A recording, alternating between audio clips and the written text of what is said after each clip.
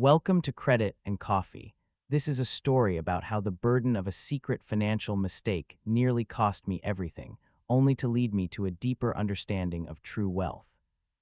The night I confessed my secret debt, I thought I'd lost her forever. The rain tapped a lazy rhythm against the living room window that night, a sound that usually lulled me into a quiet contentment, but instead amplified the frantic hammering of my own heart, a drumbeat of dread that had been echoing in my chest for months, a silent torment that had slowly carved away at my peace until there was nothing left but a hollow shell where my easygoing self once resided, and the scent of the damp earth outside, carried on a gentle breeze. Did little to calm the dry panic in my throat, a phantom constriction that made swallowing difficult, making every breath feel shallow, stolen from a deeper reservoir of calm I no longer possessed, my entire being tuned to an almost unbearable pitch of anxiety.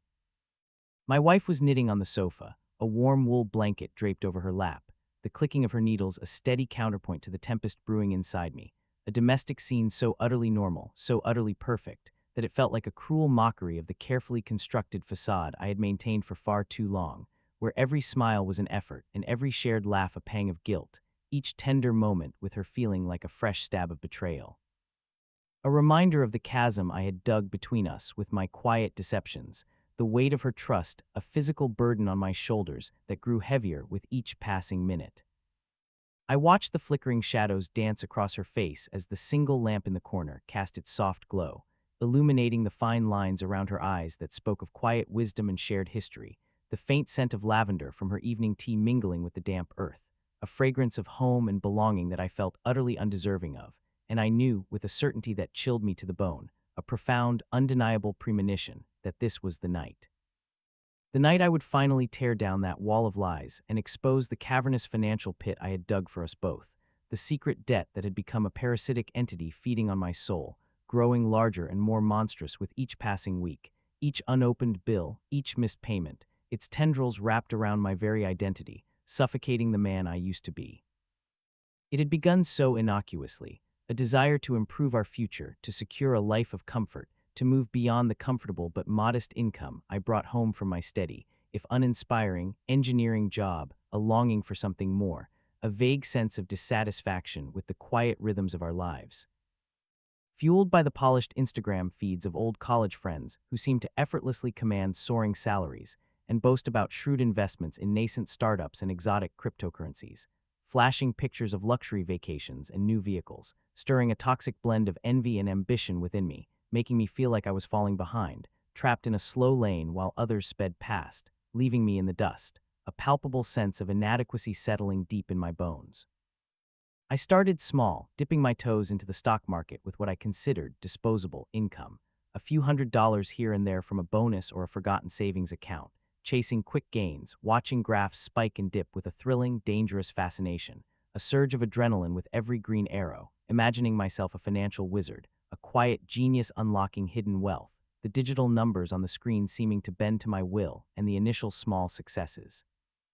Those heady first profits acted like potent, addictive drugs, a rush of euphoria that eclipsed the dull ache of my everyday routine, whispering promises of passive income and early retirement, convincing me that I possessed a unique insight, a superior risk management strategy that others lacked, that I was destined for more than just a steady paycheck. Then came the larger bets, the conviction that if I just applied more capital, the returns would multiply exponentially, freeing us from the subtle anxieties of monthly bills, the constant low thrum of inflation eroding our savings, the quiet pressure of being in the sandwich generation, with aging parents whose medical needs were growing and future dreams for our own children yet to fund, a heavy responsibility that weighed on my thoughts even as I scrolled through financial news. And the whispers turned into shouts, urging me to leverage more, to borrow against credit lines I meticulously built over years of careful management, to consider a second mortgage on our modest home, a thought that would send a cold shiver down my spine even as the thrill of potential profits beckoned, to sink deeper into the volatile, unpredictable currents of Bitcoin and other cryptocurrencies, convinced that this was the inevitable future, the golden ticket to a life free from financial worry. A chance to truly provide, to exceed expectations, to prove my worth not just to myself, but to an imagined audience of critics, a phantom jury of success. The quiet desperation began to set in when the market shifted, a sudden, brutal correction that felt like a punch to the gut, a physical blow that left me winded, wiping out weeks of imagined gains in a single gut-wrenching day, and my carefully constructed portfolio, which had once seemed so robust, now resembled a house of cards caught in a hurricane, leaving behind a trail of crimson numbers and a chilling dread, a panic so visceral it tasted metallic on my tongue. I kept it all from her, of course, the mounting losses, the increasingly desperate attempts to recover by chasing even riskier plays, pouring good money after bad in a blind, foolish hope, the loans I took out to cover margin calls, the quiet panic that flared each time a new statement arrived, showing the true extent of the secret debt, a sprawling, hideous beast with tendrils wrapped around every aspect of our lives, tightening its grip with each passing hour. I'd intercept the mail, my heart thudding against my ribs as I snatched the envelopes from the mailbox, hiding them in the back of my desk drawer, beneath old engineering diagrams and forgotten notebooks, the paper edges growing soft and crinkled with each hurried, sweaty grasp, imagining the questions she might ask if she saw the numbers, the disappointment in her eyes, the unraveling of the trust we had so carefully built over years, a tapestry I was tearing apart thread by thread. Our evenings, once filled with easy conversation and shared laughter over a simple meal cooked together, became a minefield of unspoken anxieties for me, where every casual mention of our finances, every innocent question about a future plan, felt like a direct assault on my fragile secret, forcing me to craft elaborate evasions and half-truths, my mind constantly working overtime to keep the narrative consistent, a draining, exhausting performance that left me utterly hollow by bedtime. I remember one crisp autumn morning, the air carrying the distinct scent of burning leaves and possibility, a hint of wood smoke and damp earth, when we walked hand in hand through the park, sunlight dappling through the nearly bare branches, the crunch of fallen leaves underfoot a gentle rhythm, and she spoke so simply, so earnestly about our plans to repaint the kitchen, the soft ochre color she had chosen, to finally take that trip we'd always dreamed of, a quiet escape to the coast. Her voice filled with a hopeful certainty that twisted a knife in my gut, knowing that every dollar we had saved, and many we hadn't, had vanished into the digital ether, leaving behind only the cold, hard reality of burgeoning debt. The weight of it felt physical, a crushing stone pressing down on my chest, making it difficult to breathe, to truly taste the food, to genuinely laugh, to sleep through the night without waking in a cold sweat, my mind racing through calculations, scenarios, impossible solutions. The walls of our apartment, once a comforting haven, now felt like the padded walls of a cell, trapping me in my own spiraling misery, a prisoner of my own making. My appetite vanished, replaced by a constant, dull ache in my stomach, a knot of unease that never loosened, and I became withdrawn, often lost in thought, staring blankly at the television screen while she chatted beside me, missing cues, offering monosyllabic replies, my mind consumed by the relentless tally of credit card balances and investment losses, the phantom glow of trading charts burning behind my eyelids. The sound of our doorbell, once a welcome chime, now sent a jolt of terror through me, fearing it might be a debt collector, an unwelcome reminder of my self-inflicted wounds, a messenger of my inevitable exposure. I started avoiding eye contact, afraid that the truth would be reflected there, a silent accusation in my own gaze, and the smallest decisions, like what to buy at the grocery store, became monumental, fraught with the silent battle between necessity and my secret financial ruin, often choosing the cheaper, less appealing option, then inventing some excuse for it, a lie layered upon a lie. Even the simple act of listening to music, once a cherished escape, felt tainted, the melodies unable to penetrate the thick wall of my anxiety, and the quiet comfort of our home, the familiar creak of the floorboards, the hum of the refrigerator, all became part of the suffocating stillness, a constant backdrop to my inner turmoil.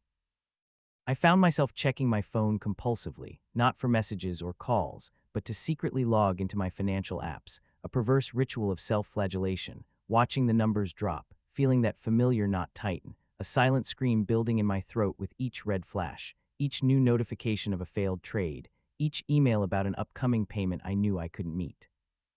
The initial excitement of chasing wealth had long since evaporated, replaced by a cold, gripping fear that permeated every aspect of my existence, tainting every thought, every interaction, every fleeting moment of peace. Then came the day my boss, a man whose stern demeanor usually softened into a paternal warmth during our one-on-one meetings, called me into his office, his face uncharacteristically grim, the fluorescent lights reflecting harshly off his bald pate, and with a voice that was both regretful and firm, delivered the news that due to a company-wide restructuring and a slump in our sector, my role was being eliminated, a sudden, brutal layoff that felt like the final, devastating blow. Tearing away the last shred of my stable income, my perceived professional competence, the foundation upon which my precarious financial house of cards was built, leaving me adrift in a sea of unemployment with a colossal, hidden debt as my only companion, the sound of his words echoing in the sudden, cavernous emptiness of my ears. The world seemed to tilt on its axis, the familiar sounds of the bustling office outside his door fading into a muffled hum as I grappled with the implications, the immediate loss of income, the chilling realization that my carefully constructed narrative of temporary setback would now be impossible to maintain, the flimsy fabric of my lies finally tearing apart. I walked home that afternoon under a slate-gray sky, the chill of the morning air now feeling like an icy grip around my heart, the usually vibrant city streetscapes blurring into an indistinct tunnel of misery, each passing face a judgment, each happy couple a stark contrast to the impending storm in my own life, the empty coffee cup I clutched still warm but offering no comfort, its forgotten contents a symbol of my own lost future. I sat on our porch swing for a long time, listening to the lonely creak of its chains, a mournful lament in the gathering dusk, the silence of the empty house pressing in on me, amplifying the clamor in my head, the accusations, the regrets, the sheer terror of facing my wife with this double blow, a job loss compounding the secret debt, an insurmountable mountain of financial woe, a suffocating avalanche poised to bury us both. The dinner that night was a blur, her usual animated chatter reduced to polite queries about my day, which I answered with vague, evasive non-sequiturs, pushing food around my plate, unable to meet her gaze, the weight of the confession now an unbearable physical burden, a suffocating shroud, the scent of her cooking, usually a source of comfort, now tasting like ash in my mouth. I watched her clear the table, her movements graceful and unhurried, gathering the few dinner bills, the daily detritus of our shared life, and the sight of her simple, trusting domesticity finally broke something inside me, the dam of my elaborate deception finally cracking under the immense pressure, the facade crumbling into 1,000 shards. I remembered the texture of the old, rough wood of the table under my palm as I clenched my fists, the faint scent of the cleaning spray she used, the hum of the refrigerator in the background, all these microspecifics anchoring me to the present moment, a moment that felt both infinitesimally small and utterly cataclysmic, the world narrowing to just this table, this room, this impossible truth. "We need to talk," I said, my voice a strained whisper, barely audible above the insistent tapping of the rain, the words tasting like ash in my mouth, the sound alien and unfamiliar even to my own ears, signaling the end of an era, the beginning of an unknown, terrifying future. She stopped, her back to me, the dish towel frozen in her hand, and the sudden stillness in the room was deafening, a prelude to the unraveling I knew was inevitable, the air thick with unspoken dread. She turned slowly, her eyes wide, sensing the gravity in my tone, the unnatural tension that had coiled around me for so long finally radiating outwards, chilling the space between us. I took a deep, shuddering breath, the air rasping in my lungs, and began to speak, the words tumbling out in a torrent, a confession that started with the layoff, a half-truth meant to soften the blow, then spiraled into the years of hidden gambles, the misguided investments in a series of ambitious but ultimately failing startups, the ill-advised forays into the unpredictable world of cryptocurrencies like Bitcoin, the spiraling credit card debt. The reckless pursuit of passive income that had instead become a gaping financial maw, swallowing our security whole. I described the thrill of those early fleeting wins, the deceptive belief that I was smarter than the market, a quiet genius operating beyond the reach of ordinary fools, the agonizing fear of logging into my accounts and seeing the deepening red, the frantic, foolish attempts to chase losses, digging myself deeper and deeper into the hole, the quiet desperation of keeping up appearances among friends who seemingly effortlessly built wealth, the constant anxiety of inflation making our savings feel inadequate. The insidious pressure to always want more, to always be better, to keep up with the impossible, gilded standards of an online world.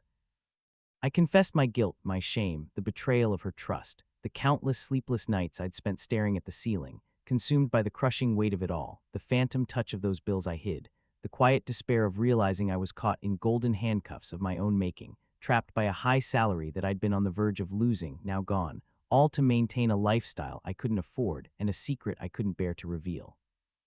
The narrative wasn't linear. It was a messy, disjointed outpouring of a soul in torment, punctuated by my ragged breaths and the insistent drumming of the rain, and I watched her face as I spoke, saw the slow dawning of understanding, the initial shock giving way to a profound sadness, then a flicker of anger in her eyes, a righteous fury that pierced through my own self-pity, and I braced myself for the explosion, the recriminations, the inevitable announcement that this was it, the end. That I had irrevocably broken us, that I had lost her forever. The silence that followed my confession was heavier than any words, a suffocating blanket that pressed down on my ears, and I could hear only the frantic pulse in my temples, the distant wail of a siren, the faint scent of rain and fear in the air. She didn't shout, she didn't scream, she just sat there, her knitting needles abandoned in her lap, her hands clasped tightly, knuckles white, and tears began to track a slow, deliberate path down her cheeks, glistening in the lamplight, each drop a tiny dagger twisting in my heart, a testament to the pain I had inflicted, a silent accusation far more potent than any spoken word.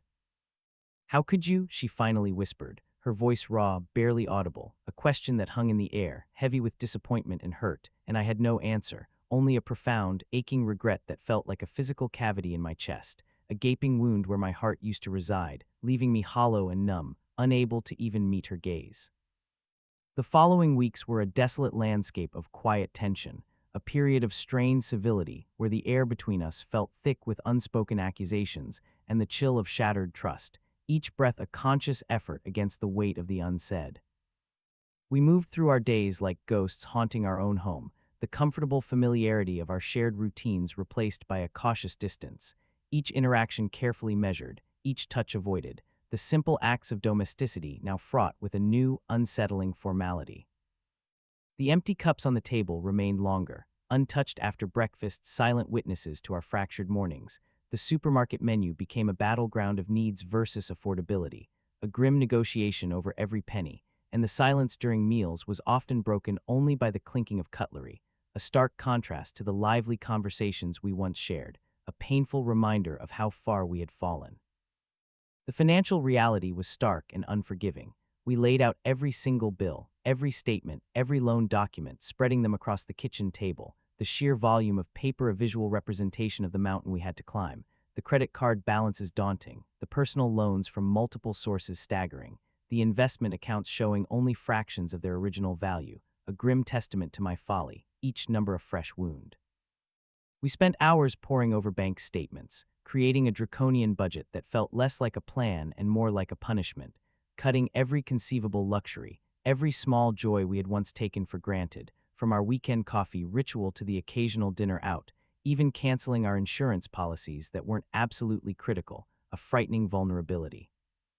The dream of a comfortable life had vanished, replaced by the grim reality of being house poor, trapped by a mortgage on a home that now felt like a gilded cage, requiring an unsustainable portion of our non-existent income just to maintain, a constant reminder of my failure, its walls pressing in on me.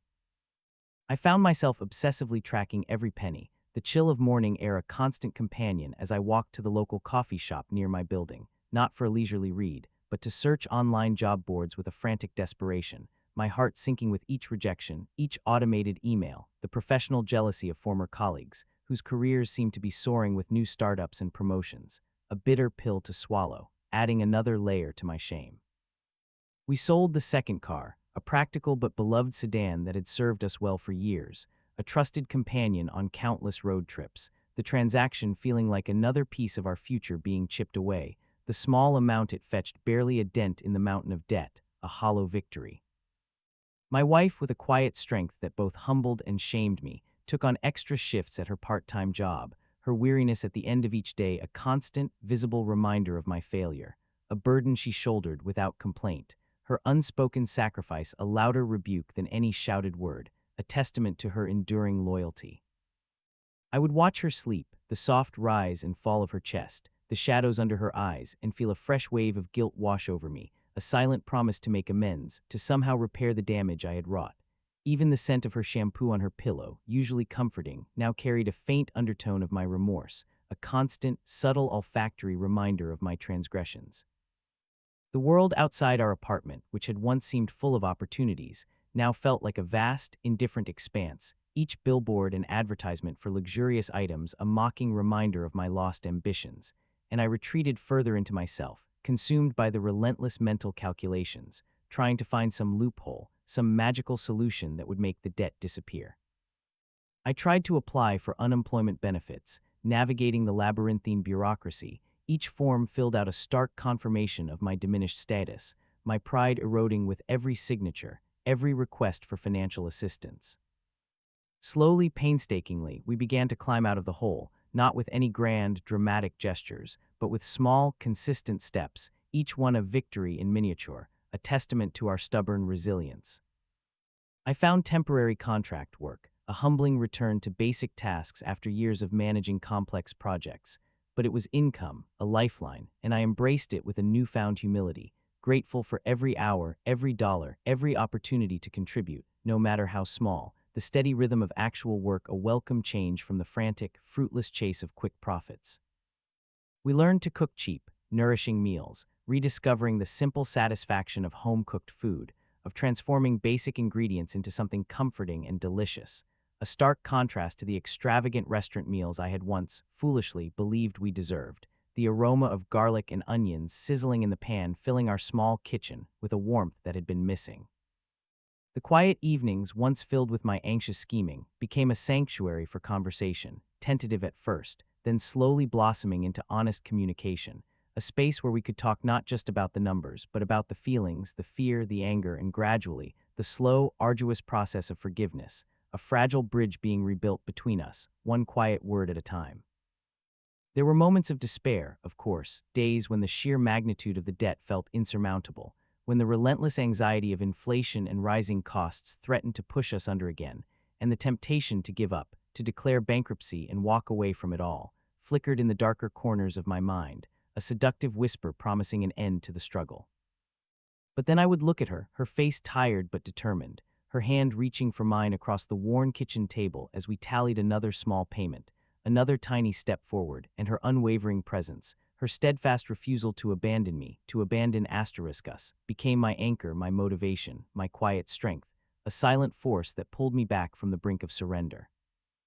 We started taking long walks again, just like that autumn day, but this time without the unspoken burden, without the suffocating secret, the crisp air clearing not just my lungs but my mind, and we would talk about everything and nothing, about the changing leaves, about a funny thing that happened at work, about the slow, deliberate pace of our progress, finding small joys in the ordinary, the simple act of breathing deeply together, of feeling the sun on our faces. A treasure more valuable than any imagined wealth. The sound of our laughter, tentative at first, then freer, more genuine, slowly returned to our home, a melodic counterpoint to the persistent hum of the refrigerator, a testament to the healing taking place, a symphony of resilience. We found ourselves cherishing the small things, a particularly vivid sunset viewed from our window, the warmth of a shared cup of coffee in the morning, the feel of her hand in mine as we walked through the neighborhood, noticing the intricate details of blossoming flowers and children's chalk drawings on the pavement, discovering beauty in the mundane. We began to volunteer at a local community garden, finding solace in the rhythmic digging and planting, the tangible results of our labor, the rich scent of turned earth, a quiet reminder that growth takes time and consistent effort, a lesson I had so painfully learned. This simple act of giving back, of connecting with others, filled a void that the pursuit of personal wealth had only deepened, providing a sense of purpose that transcended financial gain. Our conversations began to delve deeper, exploring not just our immediate struggles, but the underlying values that had been twisted by my ambition, and we spoke about what truly mattered, about security not as a number in a bank account, but as the unbreakable bond between two people, about love as the most precious investment, yielding infinite returns. The process of rebuilding our finances was mirrored by the rebuilding of our trust, a parallel journey that required patience, brutal honesty, and a willingness to sit with discomfort. I learned to talk about my fears, not just the financial ones, but the deeper anxieties about my worth, my identity, the pressure to conform to societal expectations of success. And she listened, truly listened, without judgment, her quiet understanding a balm to my bruised soul. We sometimes looked back at the detailed budget spreadsheets, the stark red lines of our early days of recovery, and marveled at how far we had come, a mountain scaled one tiny foothold at a time. The memory of the secret debt became a powerful teacher, shaping our decisions, ensuring that every financial choice was now made with open discussion, with transparency, with a shared understanding of risk management, rather than driven by individual greed or hidden ambition. The journey was long, years instead of months, but one evening, as the rain once again tapped a lazy rhythm against the living room window, a familiar scent of damp earth wafting in, I sat beside her on the sofa, her hand nestled comfortably in mine, and we reviewed the latest statement, a single, clear sheet of paper this time, showing not the terrifying red of escalating debt, but the quiet satisfaction of a nearly zero balance, the last vestiges of the secret debt finally extinguished. Leaving behind a profound sense of lightness, a burden lifted that I hadn't realized I was still carrying. We weren't wealthy in the way I had once foolishly chased, with soaring portfolios or exotic vacations, but we were rich in a way I had never truly understood before, rich in resilience, rich in honesty, rich in a profound, unbreakable trust forged in the crucible of loss and recovery, a bond more precious than any asset. My new job, a stable, less glamorous role that felt like a midlife career change, provided a steady income, enough to live comfortably, to put a little aside for our future, to even plan a modest, well-earned vacation, perhaps to that quiet coastal town we had once dreamed of, and the work, though less flashy, brought a quiet satisfaction, a sense of honest contribution that had been missing in my frantic pursuit of quick wealth.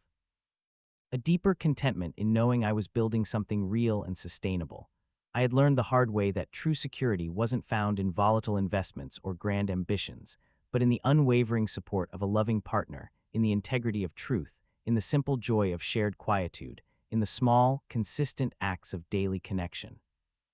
The scars of those dark years remained, a faint but indelible reminder of my folly, a permanent lesson in humility and responsible risk management, but they were no longer open wounds, no longer festering secrets.